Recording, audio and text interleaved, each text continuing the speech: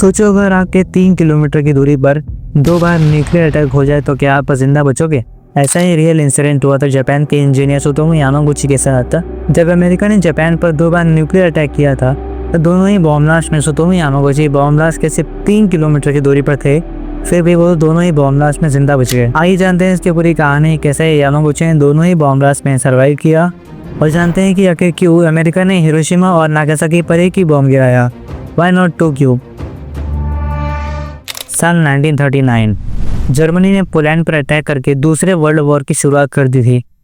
ये वॉर दो पावर्स के बीच हो रही थी, axis powers and allied powers. Axis powers में जर्मनी, इटली, जापान थे, वहीं दूसरी तरफ US, Russia, China, France, India, UK including 58 countries थी जो कि अलाइड पावर्स में थी। लेकिन असली वॉर तब चालू हुआ जब जापान ने यूएस के नक्सल एरियाज में अटैक कर दिया। नक्सल एरिया मीन्स यूएस के मिलिट्री सेंटर्स पर अटैक कर दिया। इसकी वजह से अमेरिका भी अब पूरी तरह से इस वॉर में घुस चुका था। इस समय सुतोमो यामागुची एक बिजनेस प्रोजेक्ट के लिए हिरोशिमा में ट्रैवल कर रहे थे। यामागुची जापान की मित्सुबिशी हेवी इंडस्ट्रीज में काम करते थे एंड वैसे तो सुतोमो यामागुची का घर नागासाकी में था, लेकिन कुछ बिजनेस प्रोजेक्ट के सिलसिले में यामागुची हिरोशिमा में ट्रैवल कर रहे थे एंड वॉर के चलते अमेरिका और जापान के शहरों में काफ़ी अटैक्स भी हुए थे। लेकिन फिर एक दिन आया 6 अगस्त की शाम को अमेरिका ने पहली बार जापान पर न्यूक्लियर अटैक किया, जो कि लिटिल बॉय नाम का एक न्यूक्लियर बॉम्ब जापान पर गिराया गया था। हिरोशिमा पर बॉम्ब गिरते ही तुरंत 40,000 लोगों की मौत हो गई थी।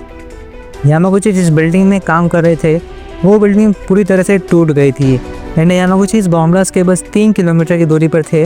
उनका पूरा शरीर जल गया, कई सारे चोटें भी आई, लेकिन फिर भी यामागुची इस बॉम्ब ब्लास्ट में जिंदा बच गए। बॉम्ब ब्लास्ट के अगले दिन तुरंत यामागुची अपने घर नागासाकी वापस चले गए। लेकिन फिर 9 अगस्त को अमेरिका ने एक और बॉम्ब जापान पर गिराया एंड कोइंसिडेंटली इस समय यामागुची भी अपने घर नागासाकी पर ही थे एंड इस बॉम्ब ब्लास्ट में भी एट द स्पॉट 10,000 लोगों की मौत हो गई थी। लेकिन इस बॉम्ब ब्लास्ट में भी सुतोमो यामागुची अपने परिवार के साथ जिंदा बच गए थे। अमेरिका ने तीसरा न्यूक्लियर बॉम्ब भी रेडी कर दिया था, लेकिन 15 अगस्त को जापान ने सरेंडर कर दिया। लेकिन आखिर क्यों अमेरिका ने हिरोशिमा और नागासाकी पर एक ही बॉम्ब गिराया? Why not Tokyo? देखो, उस समय हिरोशिमा और नागासाकी दोनों ही शहर जापान के सबसे बड़े मिलिट्री सेंटर्स थे एंड टोक्यो एक पॉलिटिकल सेंटर था। जस्ट लाइक अभी रशिया ने यूक्रेन के मिलिट्री सेंटर्स पर अटैक किया था उनके मिलिट्री बेस को खत्म करने के लिए एंड उस बॉम्ब ब्लास्ट के बाद 4 दिन बाद ही यानी 15 अगस्त को जापान ने सरेंडर कर दिया। 2005 में जापानीज गवर्नमेंट ने सुतोमो यामागुची को एटॉमिक बॉम्ब सर्वाइवर का एक रिकॉग्निशन दिया and he is the only person जिसने हिरोशिमा और नागासाकी दोनों ही बॉम्ब ब्लास्ट में सर्वाइव किया। इस वीडियो में इतना ही, मिलते हैं नेक्स्ट वीडियो में।